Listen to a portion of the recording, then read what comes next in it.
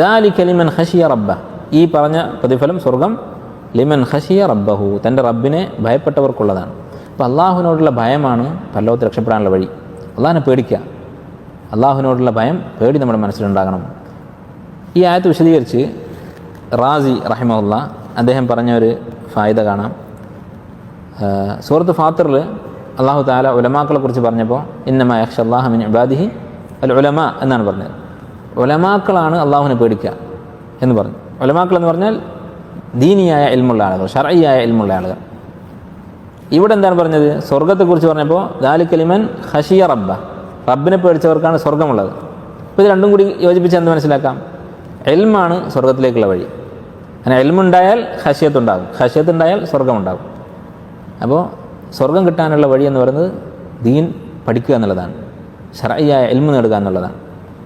അതുകൊണ്ട് ഇത് വ്യക്തമാണ്. ഹദീസുകളിൽ നബി സ്വല്ലല്ലാഹു അലൈഹി വസല്ലം പറഞ്ഞു, മൻ സലക തരീഖൻ യൽതമിസു ഫീഹി ഇൽമ സഹലല്ലാഹു ലഹു ബിഹി തരീഖൻ ഇലൽ ജന്ന. ഇൽമ അന്വേഷിച്ചുകൊണ്ട് ഒരാൾ ഒരു വഴിയിൽ പ്രവേശിച്ചാൽ അള്ളാഹു അവന് സ്വർഗത്തിലേക്കുള്ള വഴി എളുപ്പമായി കൊടുക്കും. അത് ഈ രണ്ടായത്തുകൾ യോജിപ്പിച്ചാൽ മനസ്സിലാകുന്ന കാര്യമാണ്. ഈ പറഞ്ഞത് വളരെ പ്രധാനപ്പെട്ട ഒരു കാര്യമാണ്. ഇൽമിൻ്റെ ഏറ്റവും വലിയ ഫضലാണ്.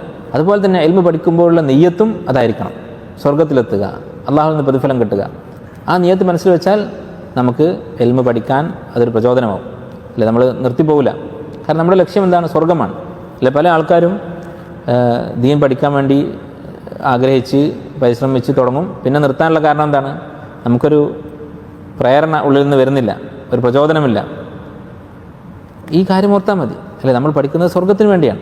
മറ്റ് ചില ആളുകൾ നിർത്തി ഈ പരിശ്രമം ഉപേക്ഷിക്കാൻ, ഇൽമു പഠനം നിർത്താനുള്ളൊരു കാരണം എന്താണ്? മനസ്സിലാകുന്നില്ല, പഠിക്കാൻ പറ്റുന്നില്ല, ഹിഫ്ളാക്കാൻ കഴിയുന്നില്ല. അതൊന്നും യഥാർത്ഥത്തിൽ തടസ്സങ്ങളല്ല. കാരണം നബി സല്ലല്ലാഹു അലൈഹി വസല്ലം ഹദീസിൽ പറഞ്ഞത് യൽതമിസു ഇൽമൻ, ഇൽമ അന്വേഷിക്കുകയാണ്. ഇൽമ കിട്ടിയെന്നല്ല പറയുന്നത്. ആരാണോ ഇൽമ പഠിച്ച് ഒരു ആലിമായി മാറിയത് അവൻ സ്വർഗത്തിലെത്തും എന്നല്ല പറഞ്ഞത്. മൻ സലക തരീഖൻ യൽതമിസു ഫീഹി ഇൽമൻ, ഇൽമ അന്വേഷിച്ച് ഒരു വഴിയിൽ പ്രവേശിച്ചു, അത്രേ ഉള്ളൂ. ആ വഴിയിൽ അവൻ വിജയിച്ചിട്ടുണ്ടോ, ഇൽമ നേടിയിട്ടുണ്ടോ, ആലിമായിട്ടുണ്ടോ, ഒന്നും നബി സല്ലല്ലാഹു അലൈഹി വസല്ലം പറഞ്ഞിട്ടില്ല. ആയാലും ആയിട്ടില്ലെങ്കിലും സഹലല്ലാഹു ലഹു തരീഖൻ ഇലൽ ജന്ന. അപ്പോൾ സ്വർഗം കിട്ടുകയാണ് എൻ്റെ ലക്ഷ്യം എന്നുള്ള നിയത്തോടു കൂടി ദീൻ പഠിക്കാൻ ശ്രമിക്കുക.